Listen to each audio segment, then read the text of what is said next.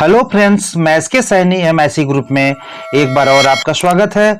और आज हम लोग पंडित दीनदयाल विश्वविद्यालय गोरखपुर विषय भूगोल यानी जियोग्राफी सेकेंड सेमेस्टर से संबंधित महत्वपूर्ण प्रश्नों का अध्ययन करेंगे और आपको परीक्षा के दृष्टिकोण से काफी महत्वपूर्ण प्रश्नों का संग्रह लेकर के आए हैं। तो आइए सबसे पहले हम देखते हैं प्रश्न नंबर पहला।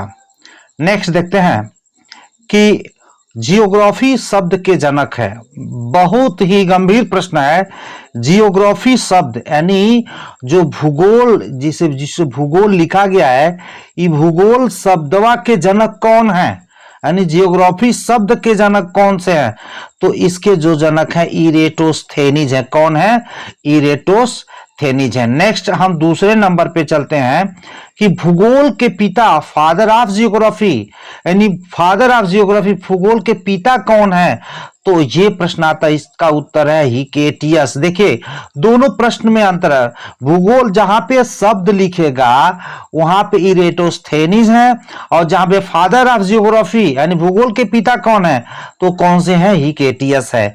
ये बड़ा महत्वपूर्ण प्रश्न है जो एग्जाम के दृष्टिकोण से आ सकता है।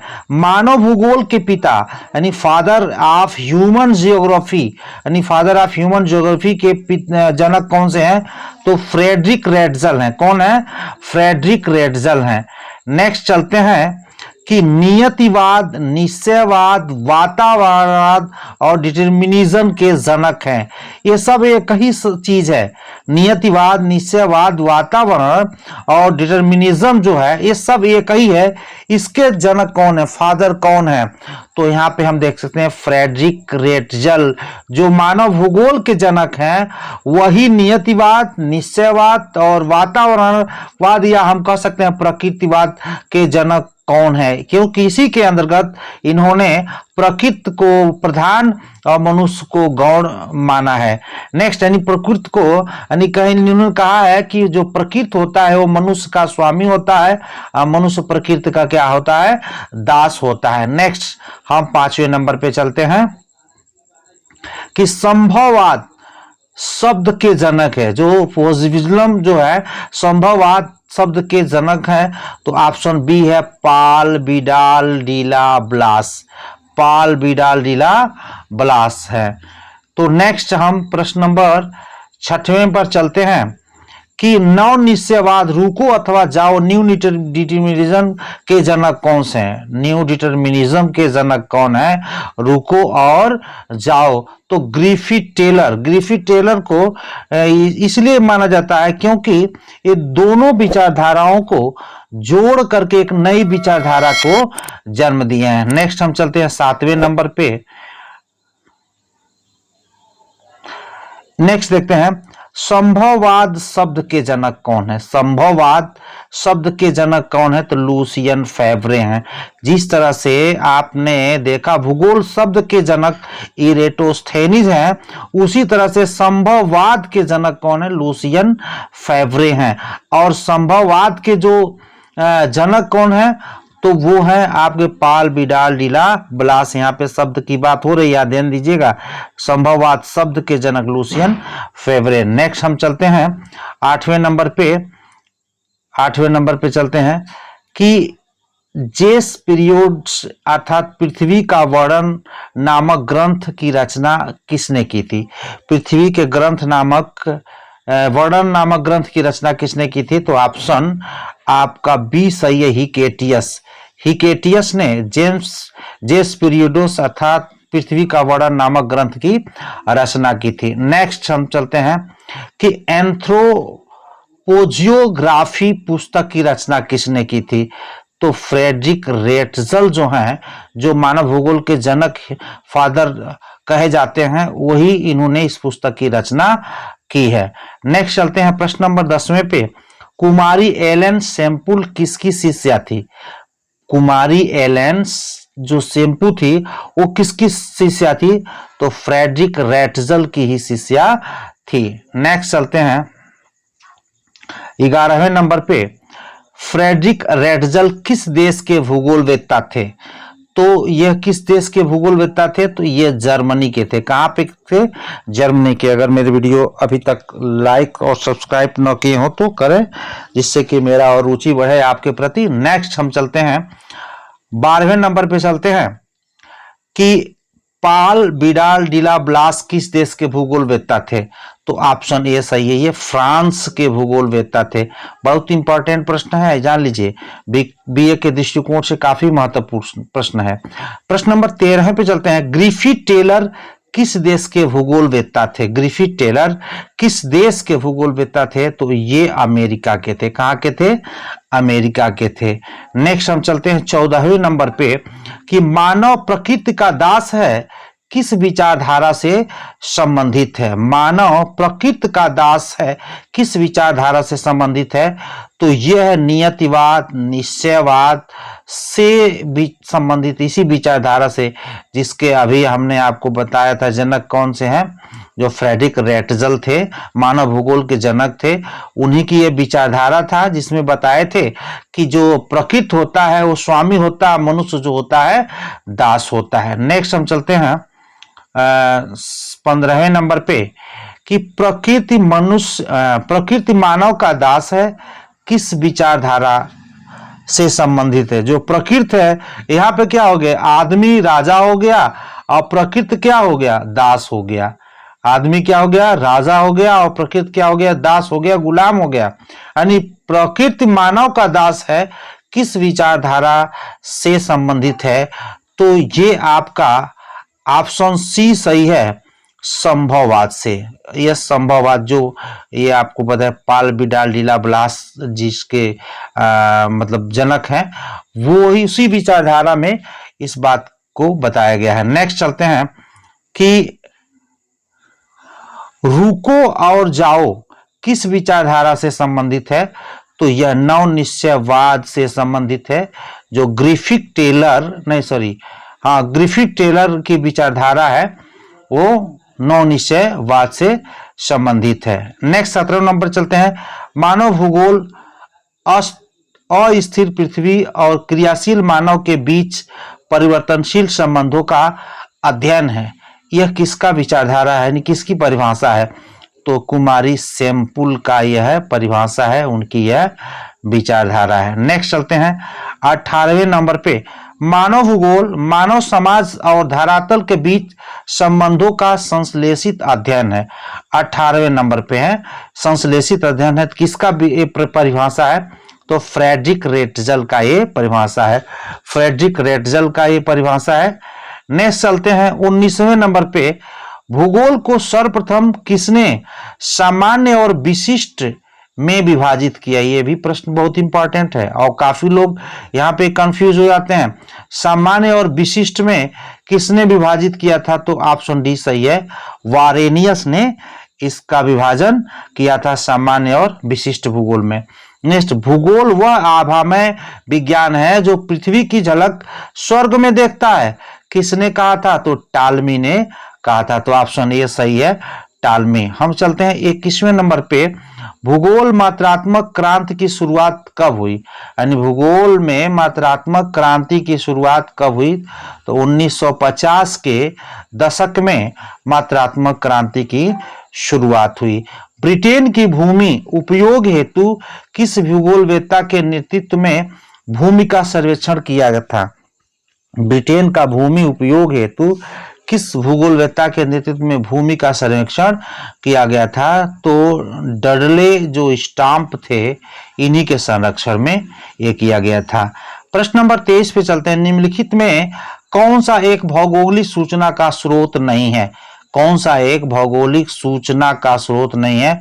तो ऑप्शन सी सही है, चंद्रमा से चट्टानी पदार्थों के जो नमूने होते हैं वो भौगोलिक सूचना के स्रोत नहीं है, बाकी सभी ये भौगोलिक सूचना के स्रोत हैं। प्रश्न नंबर 24वां पे चलते हैं। भूगोल के भूविज्ञान शाखा के अंतर्गत किसका अध्ययन संभव नहीं है? भूगोल के भूविज्ञान शाखा के अंतर्गत किसका अध्ययन संभव नहीं है? तो ऑप्शन सी सही है, जल स्रोतों को ज्ञात करना। जल स्रोतों को ज्ञात करना। प्रश्न नंबर 25 पे चलते हैं एशिया महाद्वीप में विश्व की कुल जनसंख्या का कितना प्रतिशत भाग निवास करता है? तो ऑप्शन ए सही है, 60.5% जनसंख्या एशिया महाद्वीप में विश्व की कुल जनसंख्या का ये प्रतिशत है वो निवास करता है। नेक्स्ट चलते हैं हम 26वें नंबर पे कि विश्व में न्यूनतम जनसंख्या घनत्व वाला महाद्वीप कौन सा है? न्यूनतम जनसंख्या घनत्व वाला महाद्वीप कौन सा है? तो ऑप्शन सी सही है, ऑस्ट्रेलिया महाद्वीप, और सबसे छोटा भी महाद्वीप है ऑस्ट्रेलिया महाद्वीप। 27वें पे चलते हैं, जनसंख्या आकार के अनुसार विश्व का द्वितीय बड़ा महाद्वीप कौन सा है? जनसंख्या के आकार के अनुसार विश्व का द्वितीय बड़ा महाद्वीप कौन सा है? तो यूरोप महाद्वीप है। कौन सा है? यूरोप महाद्वीप है। और 1 नंबर पे एशिया महाद्वीप है। नेक्स्ट 28वें नंबर पे चलते हैं, निम्नलिखित में से किसे जनसंख्या वृद्धि के घटक में शामिल नहीं किया जाता है? किसे जनसंख्या वृद्धि के घटक में शामिल नहीं किया जाता है? अशोधित जन्म दर, अशोधित मृत्यु दर, प्रवास और नगरीकरण को किसको नहीं शामिल किया जाता है? नगरीकरण को शामिल नहीं किया जाता है, बाकी सब शामिल किया जाता है। पूर्वी एशियाई देशों में उच्च जनसंख्या घनत्व होने का मुख्य कारण क्या है? पूर्वी एशियाई देशों में उच्च जनसंख्या घनत्व होने के क्या कारण है? तो आदर्श जलवायु, जहां पे अच्छी जलवायु रहेगी वहां पे मानव निवास करेगा, क्योंकि जीने के लिए उसे जलवायु की जरूरत पड़ती है। नेक्स्ट, निम्नलिखित में से किस महाद्वीप में जनसंख्या वृद्धि सर्वाधिक है? किस महाद्वीप में जनसंख्या वृद्धि सर्वाधिक है? तो ऑप्शन बी सही है, अफ्रीका महाद्वीप में जनसंख्या वृद्धि सर्वाधिक है। निम्नलिखित में से कौन सा विरल जनसंख्या वाला क्षेत्र है? कौन सा विरल मतलब जहां पे जनसंख्या कम पाई जाती है? दक्षिणी पूर्वी एशिया में विरल जनसंख्या है। दक्षिणी पूर्वी एशिया में विरल जनसंख्या है। और ध्रुवीय प्रदेशों में भी अगर हम चले जाते हैं तो वहां भी जनसंख्या बहुत कम और नहीं के बराबर पाया जाता है, लेकिन विरल जनसंख्या वाला क्षेत्र नहीं है। देखिएगा यहाँ पे प्रश्न बड़ा उल्टा घुमा दे, कौन विरल जनसंख्या घनत्व वाला क्षेत्र नहीं है, यानी कहने का मतलब है कि मतलब वहां पे जनसंख्या है, जनसंख्या विरल जनसंख्या वाला क्षेत्र नहीं है। तो दक्षिण पूर्वी एशिया में जनसंख्या क्या है? बहुत ज्यादा है, यहाँ पे बहुत ज्यादा है। इस तरह से दक्षिण पूर्वी एशिया आपका सही उत्तर हुआ, बाकी सब विरल है, बाकी सब जगह विरल है, वहां पे जनसंख्या कम पाई जाती है। नेक्स्ट, निम्नलिखित में से कौन सा एक प्रतिकार कारक नहीं है? तो ऑप्शन सी सही है, जो चिकित्सा शैक्षणिक सुविधाएं जो है प्रतिकार कारक नहीं है। नेक्स्ट हम चलते हैं 33वें नंबर पे, वर्तमान समय में पूरे विश्व की जनसंख्या का वार्षिक वृद्धि रिकॉर्ड किया गया है। तो ऑप्शन बी सही है, 1.8 और कहीं कहीं 1.4 आपको देखने को मिलता है। तो ऑप्शन बी सही है, दोनों रख दिया गया है। एनसीईआरटी के अनुसार 1.4 है, बाकी 1.18 दिया है। तो दोनों में देख सकते हैं कि आप कौन नियर अबाउट प्रश्न उत्तर देता है। जनसंख्या संक्रमण सिद्धांत की किस अवस्था को जनसंख्या विस्फोटक की स्थिति कहा जाता है? तो द्वितीय अवस्था को जनसंख्या की विस्फोटक स्थिति कहा जाता है। ये होता है, ये प्रथम अवस्था है, ये द्वितीय अवस्था है और ये तृतीय अवस्था है। प्रथम, द्वितीय और तृतीय।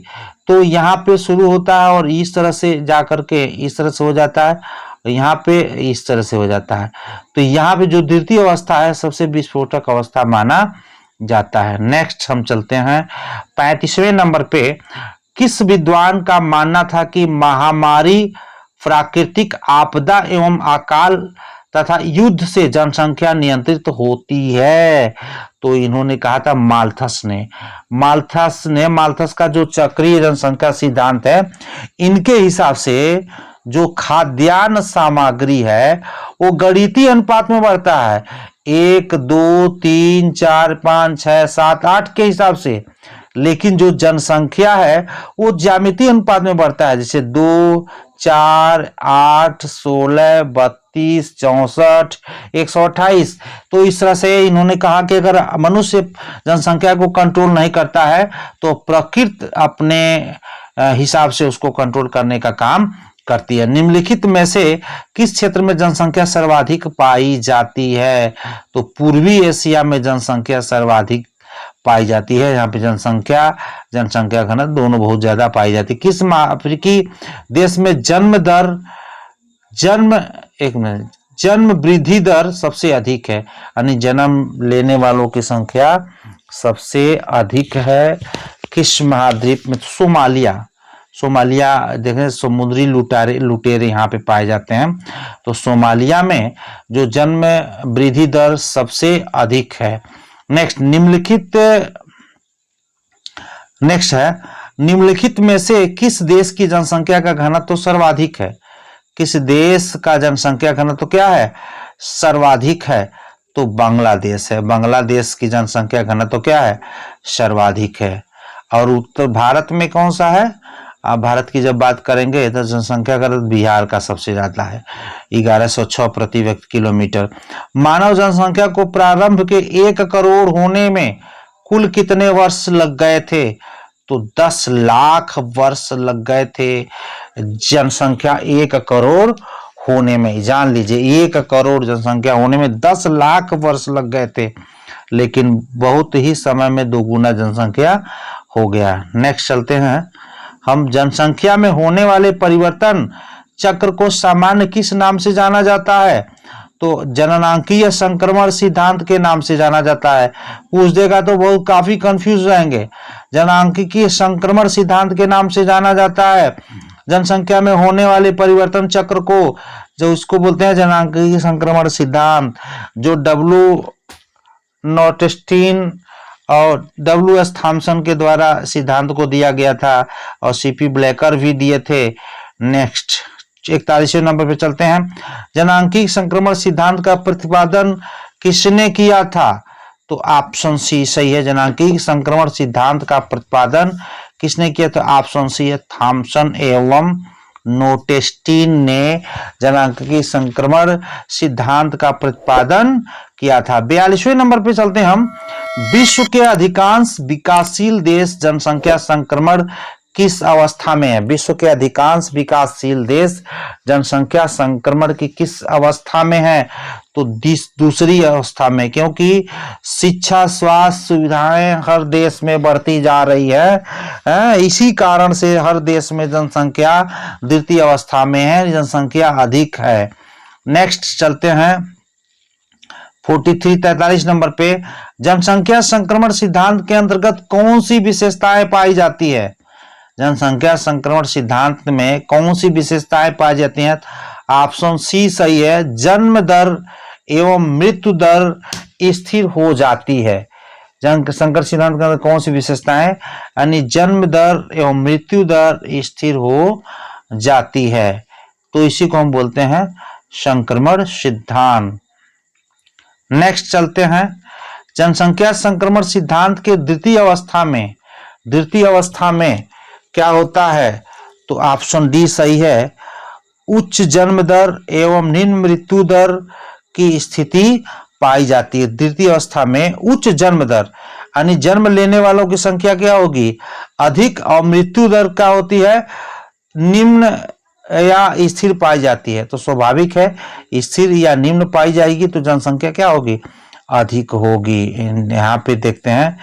नेक्स्ट चलते हैं 45 नंबर पे। किसी वर्ष विशेष में जीवित जन्मे उस वर्ष विशेष के मध्य में जनसंख्या गुणे 1000 किसका सूत्र है? तो इसको बोलते हैं अशोधित जन्म दर, यानी हम कह सकते हैं कि क्राउड बर्थ रेट इसको बोलते हैं। यानी हम कह सकते हैं कि 1000 जन्म लेने वाले बच्चों के अनुपात में जब यह सूत्र आपको देखने को मिले, किसी वर्ष विशेष में जीवित जन्मे बच्चे उस वर्ष विशेष के मध्य में जनसंख्या गुणे 1000 किसका सूत्र है? तो अशोधित जन्म दर का। नेक्स्ट चलते हैं 46वें नंबर पे कि किसी वर्ष विशेष में मृतकों की संख्या बटे उस वर्ष विशेष के मध्य में अनुमानित जनसंख्या गुण 1000 किसका सूत्र प्रदर्शित करता है? तो ऑप्शन बी सही है, अशोधित मृत्यु दर को प्रदर्शित करता है। नेक्स्ट 47वें नंबर पे चलते हैं। कुल जनसंख्या बटे कुल क्षेत्रफल किसका सूत्र है? आप देख सकते हैं तो जनसंख्या घनत्व का, जनसंख्या घनत्व क्या, यानी हम कह सकते हैं कुल जनसंख्या बटे क्या होता है, कुल क्षेत्रफल। अरे क्षेत्रफल मतलब जमीन, जमीन पे कौन सा रहता है, मानव रहता है। तो जनसंख्या घनत्व का यही तो सूत्र है जो आपको बड़ी इजी तरीके से पूछेगा और वहीं आप कंफ्यूज रहेंगे और आपका एक नंबर क्या हो जाएगा, गलत हो जाएगा। तो गोरखपुर यूनिवर्सिटी के लिए स्पेशल ये आपको मैं वीडियो बना रहा हूं। अगर अच्छा लगे तो लाइक्स और शेयर करें, जिससे कि मेरा और भी रुचि आपके साथ बना रहे। निम्नलिखित देशों में किसमें अधिक जनसंख्या है? निम्नलिखित देशों में किसमें अधिक जनसंख्या है? तो ऑप्शन बी सही है, संयुक्त राज्य अमेरिका में। संयुक्त राज्य अमेरिका में जनसंख्या इस देश के हिसाब से अधिक है। नेक्स्ट चलते हैं 49वें नंबर पे। किस जलवायु प्रदेश में अधिक जनसंख्या निवास करती है? किस जलवायु प्रदेश में अधिक जनसंख्या निवास करती है? तो ऑप्शन डी सही है, भूमध्य सागरीय जलवायु प्रदेश में जनसंख्या अधिक निवास करती है। नेक्स्ट 50वें नंबर पे, सघन जनसंख्या वाला कोबे ओसाका जो औद्योगिक क्षेत्र है वो किस देश में स्थित है? तो ऑप्शन ए सही है, ये जापान में है। तो आज के लिए इतना ही और लगे रहिए मेरे साथ।